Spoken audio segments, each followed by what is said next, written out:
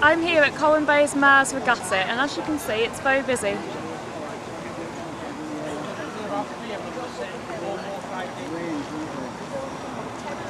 As you can see, the boats come in all different shapes and sizes.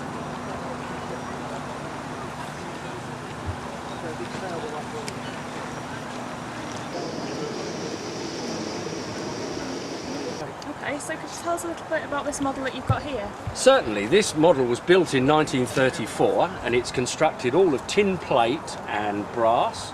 It's got a real steam engine inside it, and it's basically designed for an early form of model boat competition, which is straight running, so there is no radio control in it. Okay, so what does straight running mean?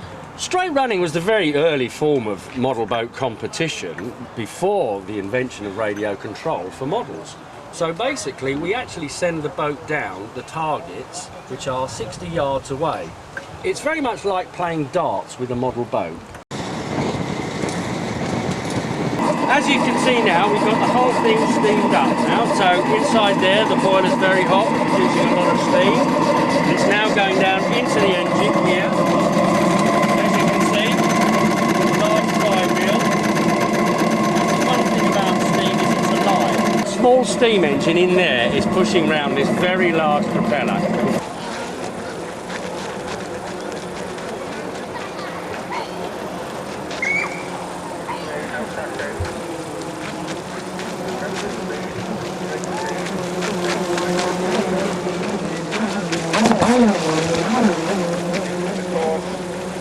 Okay, you join me now with Mr. David Taylor from Panzan, and he's here today with his model boat. So could you tell me a little bit about your boat? Well, it's a Bluebird, which sailed on Coniston in 1967, in which Donald Campbell tried to break the speed record of 300 miles an hour, which basically he did, but as he was doing that speed, the boat actually somersaulted, tippled over and crashed and killed him instantly. Going now with one of your other boats, could you tell us a little bit more about it? Well, this is PS Waverley, which is based in Scotland, which normally does hops from island to island, and then during the summer it gradually works its way down to Bristol and then down onto the south coast.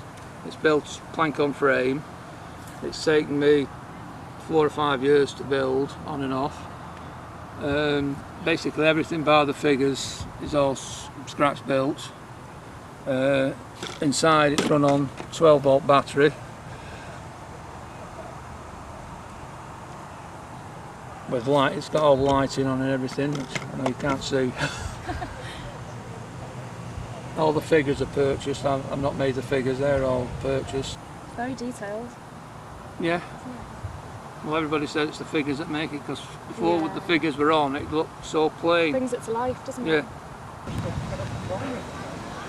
James, could you tell me a little bit about your boat you've got here today? Yes, it's an ex-Holyhead lifeboat. Had been stationed in various places like New Brighton before, and it's called the Duke of Northumberland, and was in fact the first mechanically propelled lifeboat ever in 1888, and somewhat different in that it was water jet powered, what they actually termed hydraulic power, and steam driven of course, and a big pump pushing about a ton a second of water out. That gave it a speed of about 9 knots. A famous boat in lifeboat circles because it was involved in the rescue of the Cruise 7 from the Harold in 1909, and the coxswain got a gold medal for it, and the other 10 crew members got silver medals. A very famous and deserving rescue. So did you build this from scratch, or? Yes, totally from scratch. Okay. Everything I've built myself, including the pump and the drive system, and it took about 3,000 hours in total. A lot of hours? Yes, yes. But before that it had taken me about 10 years of research. Right, yeah, difficult getting a hold of information on it. And photographs, but over the period I managed it. Enjoyable job. Oh yeah.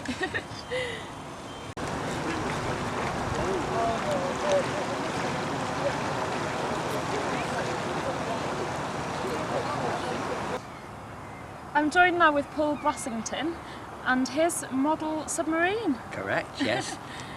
It was started in the late 50s, so it's getting quite old. Originally it was made out of wood, 2 planks of wood stuck together. We had a calamity at West Shore at Llandudno, and it blew up. The size of the battery is quite extensive, 26 amp hours, so I can virtually sail all day. If you'd like me to take the top off, you can have a quick look underneath, because this is just a casing. Up she comes. There we are. So that's the waterproof cover, done in, can I say, an old-fashioned way. There's silicone sealant to hold to keep the water out. That's a device for increasing the pressure inside if necessary.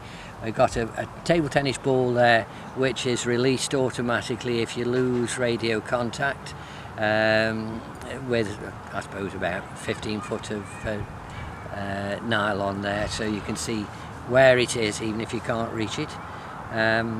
There's also a mechanism coupled to that should release the gas, which is propane, to bring it up from the bottom, and if that doesn't fail, then the ping pong ball should show us where it is. And that's about it. Very clever mechanics. Well, over the years I've had plenty of time to do it. I can imagine you had 50 years then. Well, it is something like that. Ridiculous, isn't it? Yes. But it's been enjoyable. Very enjoyable, yeah.